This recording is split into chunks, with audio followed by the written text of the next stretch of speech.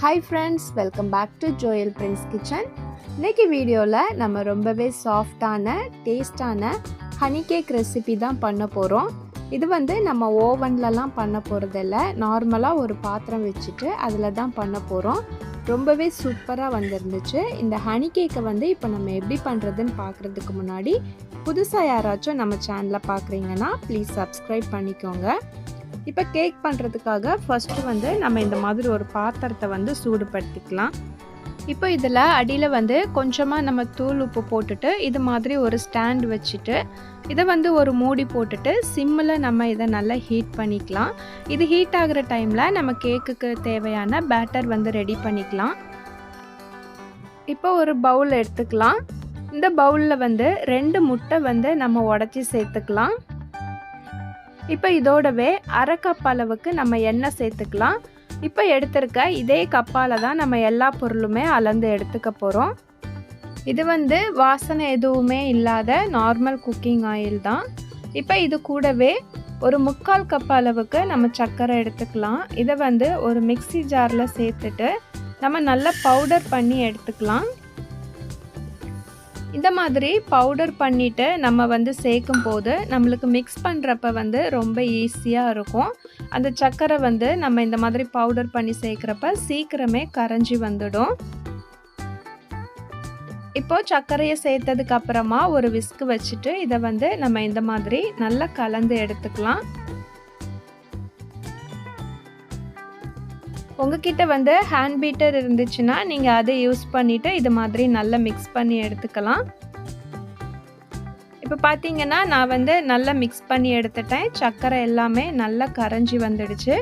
இப்போது இந்த அளவுக்கு நல்ல க்ரீமாக கிடச்சிருக்கு. இப்போ இதோட நம்ம மாவு எல்லாமே ஆட் பண்ணிக்கலாம். இப்போது இதே கப்பால் நான் 1.5 கப் அளவுக்கு மாவு எடுத்திருக்கேன், மைதா மாவு. இப்போது இந்த மைதா மாவை நம்ம இதில் சேர்த்துக்கலாம். இது கூடவே அரை டீஸ்பூன் அளவுக்கு பேக்கிங் சோடா, அரை டீஸ்பூன் பேக்கிங் பவுடர், அப்புறம் கொஞ்சமாக உப்பு சேர்த்துக்கலாம். இது கூடவே அரை டேபிள் ஸ்பூன் அளவுக்கு வெண்ணிலா எசன்ஸ் சேர்த்துக்கலாம். சேர்த்துட்டு இதை இப்போ நம்ம விஸ்க் வச்சு இந்த மாதிரி நல்லா மிக்ஸ் பண்ணி எடுத்துக்கணும். நீங்கள் மிக்ஸ் பண்ணுறப்ப ஒரே சைடாக மிக்ஸ் பண்ணுங்கள், மாற்றி மாற்றி பண்ணாதீங்க. இப்போ இந்த அளவுக்கு நல்லா மிக்ஸ் பண்ணி எடுத்ததுக்கு அப்புறமா நம்ம பேட்டருக்கு தேவையான பால் சேர்த்து இதை கொஞ்சம் கொஞ்சமாக மிக்ஸ் பண்ணி எடுத்துக்கலாம். இது நம்ம காய்ச்சிட்டு நல்லா ஆறின பால் தான். இப்போ இதை நம்ம கொஞ்சம் கொஞ்சமாக சேர்த்து மிக்ஸ் பண்ணி எடுத்துக்கணும். இப்போ இந்த பேட்டர் கொஞ்சம் திக்காக இருக்குது. இன்னும் கொஞ்சமாக நம்ம பால் சேர்த்துட்டு நல்லா மிக்ஸ் பண்ணி எடுத்துக்கலாம். இப்போ நான் நல்லா மிக்ஸ் பண்ணி எடுத்துட்டேன். இந்த பேட்டர் பார்த்திங்கன்னா நம்ம எடுத்து போட்டோன்னா அழகாக அந்த ரிப்பன் மாதிரி விழுது பாருங்கள். இந்த மாதிரி தான் இருக்கணும். இப்போ இதுக்கு பார்த்திங்கன்னா கரெக்டாக அரை கப் அளவுக்கு பால் நம்மளுக்கு தேவைப்பட்டிருக்கு. இப்போ நம்மளுக்கு கேக் பேட்டர் ரெடி ஆயிடுச்சு. இதை நம்ம மோல்டில் ஊற்றிக்கலாம். மோல்டில் ஒரு பட்டர் ஷீட் நீங்கள் இது மாதிரி வச்சுக்கோங்க. வச்சுட்டு நம்ம ரெடி பண்ணி வச்சுருக்க அந்த பேட்டர் எடுத்து சேர்த்துடலாம். அது ஊற்றுறப்பவே தெரியுது பாருங்கள், கரெக்டாக அந்த ரிப்பன் மாதிரி வருது பாருங்கள். இப்போது ரெடியாக இருக்க இந்த கேக் பேட்டர் எடுத்து நம்ம சூடுபடுத்தி வச்சுருக்க அந்த பாத்திரத்து உள்ள நம்ம எடுத்து வச்சிடலாம்.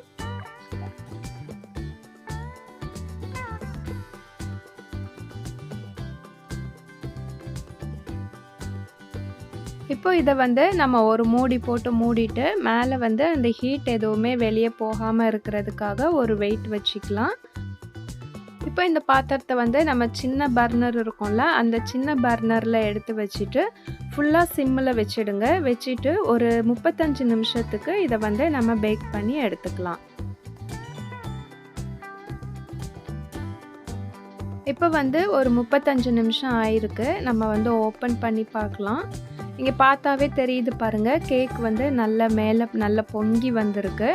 இது கரெக்டாக பேக்காக இருக்கான்னு செக் பண்ணுறதுக்காக இது மாதிரி ஒரு கம்பி எடுத்து குத்துனோன்னா அந்த கம்பியில் மாவு எதுவுமே ஒட்டாமல் கிளியராக வந்திருக்கு பாருங்கள்.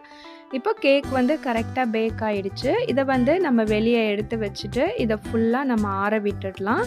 இது ஆறுற டைமில் நம்ம கேக்குக்காக வந்து ஹனி சிரப் வந்து ரெடி பண்ணிக்கலாம். இதுக்காக ஒரு பேன் வச்சுக்கோங்க. இதில் வந்து இப்போ 2 டேபிள் ஸ்பூன் அளவுக்கு நம்ம வந்து சர்க்கரை சேர்த்துக்கலாம். இது கூடவே அரை கப் அளவுக்கு நம்ம தண்ணி சேர்த்துக்கலாம். இப்போ இதோடவே 3 டேபிள் ஸ்பூன் அளவுக்கு நம்ம தேன் சேர்த்துக்கலாம்.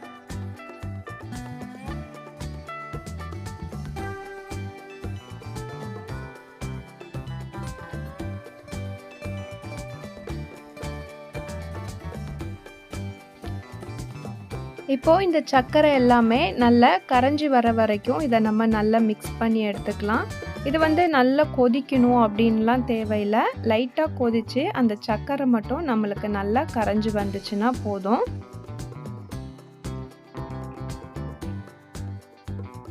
இப்போ சர்க்கரை எல்லாமே நல்லா கரைஞ்சி வந்துடுச்சு. இதை வந்து நம்ம வேற ஒரு பவுலில் மாற்றிட்டு இதை வந்து நம்ம ஃபுல்லாக ஆற விட்டுடலாம். இப்போது நம்ம அதே பேனை வந்து ஸ்டவ்வில் வச்சுக்கலாம். இதில் வந்து சின்ன சைஸ் பாக்ஸில் நம்மளுக்கு வந்து ஜாம் கிடைக்கும்ல, அதில் வந்து ஒரு சின்ன சைஸ் பாக்ஸ் அளவுக்கு ஜாம் வந்து இப்போ நான் எடுத்திருக்கேன். இப்போ இதை வந்து நம்ம இந்த பேனில் சேர்த்துக்கலாம். இதோடவே இப்போ 1 டேபிள் ஸ்பூன் அளவுக்கு நம்ம தேன் சேர்த்துக்கலாம்.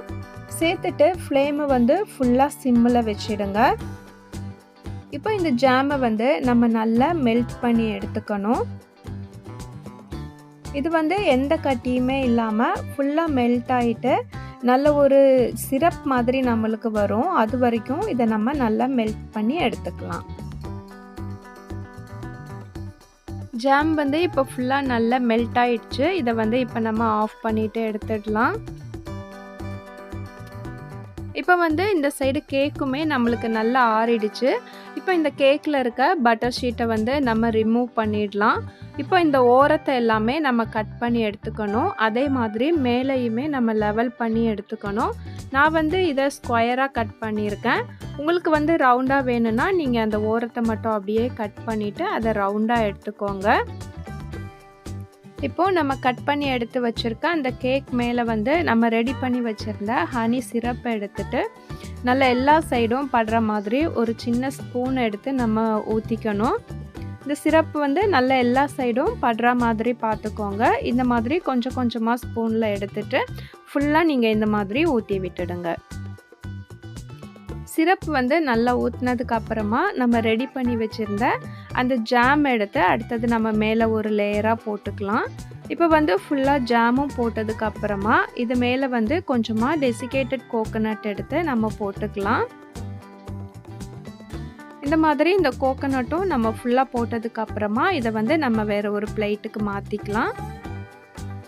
இப்போது இதை வந்து நம்மளுக்கு தேவையான சைஸில் வந்து நம்ம கட் பண்ணி எடுத்துக்கலாம்.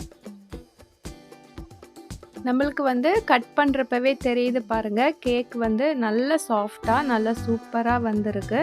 கட் பண்ணுறப்பவே அது தெரியுது. இப்போ கட் பண்ண பீஸ் எடுத்து நம்ம வேறு ஒரு பிளேட்டில் மாற்றிக்கலாம். இங்கே பாருங்கள், பார்க்குறதுக்கே எவ்வளோ சூப்பராக இருக்குன்னு. கேக்குமே நல்ல சாஃப்டாக இருக்குது. அந்த சைடு ஓரத்தெல்லாம் பார்த்தாவே நம்மளுக்கு தெரியும். அவ்வளோதான், நம்மளோட ஹனி கேக் வந்து இப்போ ரொம்பவே கலர்ஃபுல்லாக சூப்பராக நல்ல சாஃப்டாக டேஸ்ட்டாக ரெடி ஆகிடுச்சு. சூப்பரான இந்த ஹனி கேக் ரெசிப்பியை வந்து நீங்களும் வீட்டில் இதே மாதிரி ட்ரை பண்ணி பாருங்கள். ட்ரை பண்ணி பார்த்துட்டு எப்படி வந்துச்சுன்னு கமெண்ட்டில் சொல்லுங்கள். வீடியோ உங்களுக்கு பிடிச்சிருந்துச்சுன்னா லைக் பண்ணிவிட்டு ஷேர் பண்ணுங்கள். புதுசாக யாராச்சும் நம்ம சேனலை பார்க்குறீங்கன்னா ப்ளீஸ் சப்ஸ்கிரைப் பண்ணிவிட்டு பக்கத்தில் இருக்க பெல் ஐக்கானை கிளிக் பண்ணி சப்போர்ட் பண்ணுங்கள்.